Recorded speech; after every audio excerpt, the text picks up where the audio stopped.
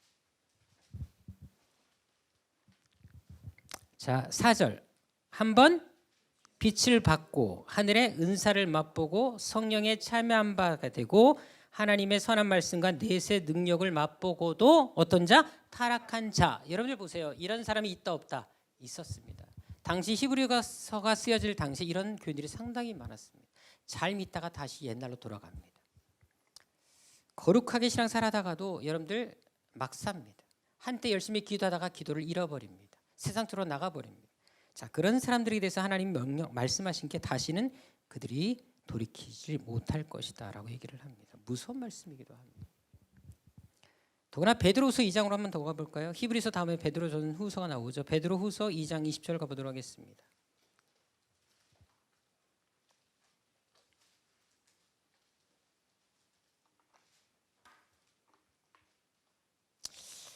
자, 만일 그들이 우리 주 대신 구주 예수 그리스도를 알므로 세상의 더러움을 피한 후에 이제 깨끗해진 거죠. 근데 다시 그 중에 얽매이고 지면 어떻게 된다고요? 그 나중 형편이 처음보다 심하게 되는데, 자 21절 같이 시작.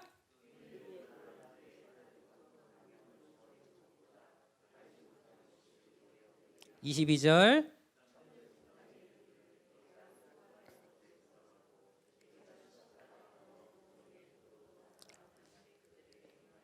여러분 되게 무서운 말씀이기도 합니다.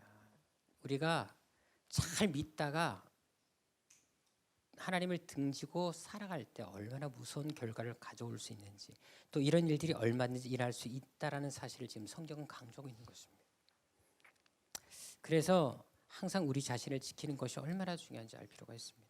여러분 잘 지키는 거 방법 없어요. 늘 말씀과 기도에 늘 가까이 하고 은혜 안에 머무는 수밖에 없습니다. 우리가 이 땅을 살아가면서 보세요. 세상적인 건 늘 보고 세상의 문화 그리고 TV 프로그램 맨날 이런 거 빠져 있으면 영적으로 성장할 수가 없잖아요. 영적인 것을 자꾸 가까이 해야지 우리가 성장할 수 있는 것처럼 도전을 받으려면 그밖에 없어요. 친구들과는 놀러 다니고 한 10시간씩 놀러 다니면서 기도는 10분도 못하면 여러분이 영적으로 절대 성장할 수가 없는 거 똑같지 않겠습니까?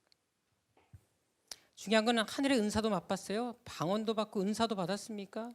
여러분 중요한 게 뭐냐면 지금이 어떤가가 중요하다는 사실 꼭 기억하실 필요가 있습니다. 자, 이 부백의 심판이 어떻게 주어졌는지 좀 보도록 할게요. 자, 5절에 보세요. 혼이 떠나갔죠. 원어적인 의미를 보게 되면 베드로의 말이 선포되자마자 바로 죽습니다. 또 10절에도 보게 되면 삽비라 역시 바로 죽죠. 여러분들 꼭 기억하실 게 있습니다. 하나님의 심판과 죽음이 즉시 일어났습니다.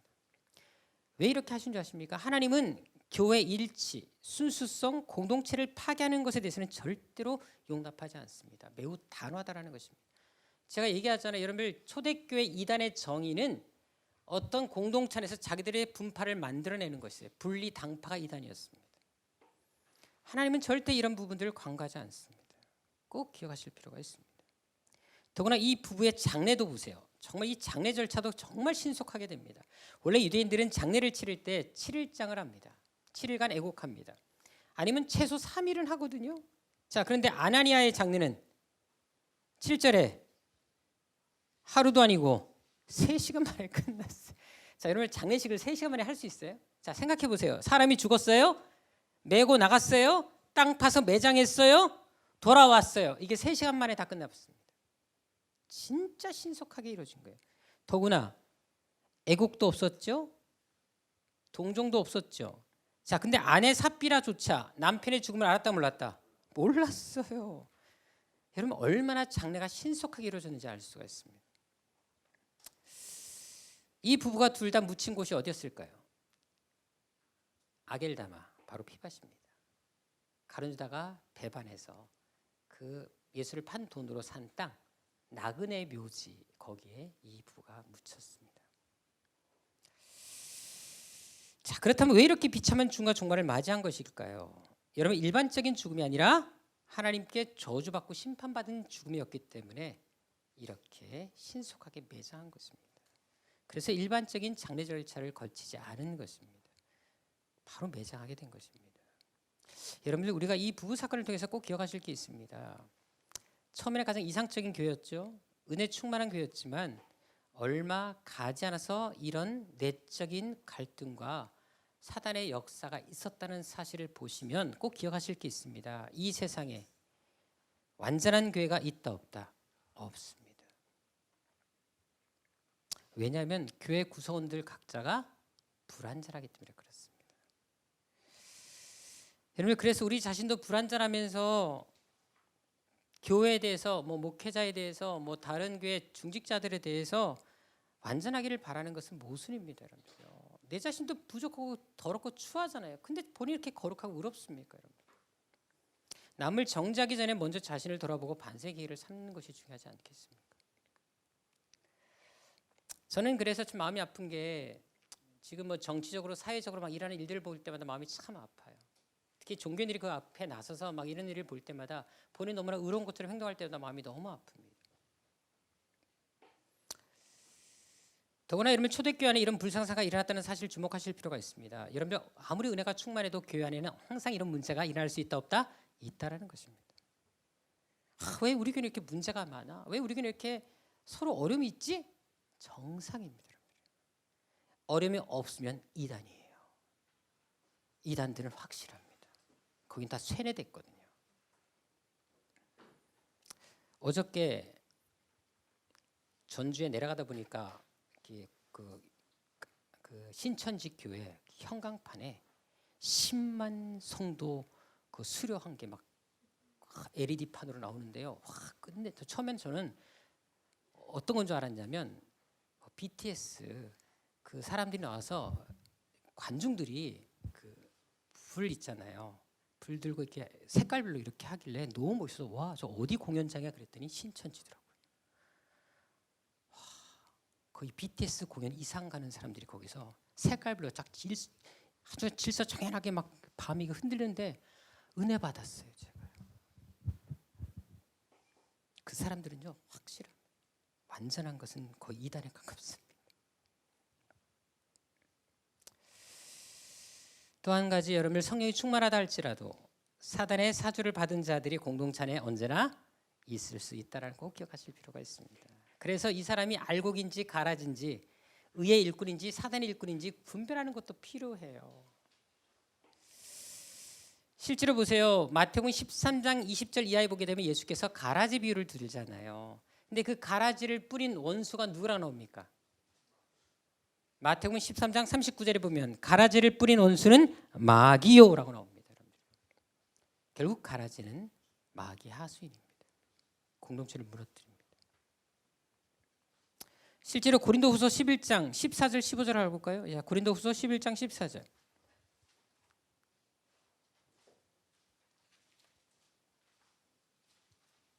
고린도후서 11장 14절.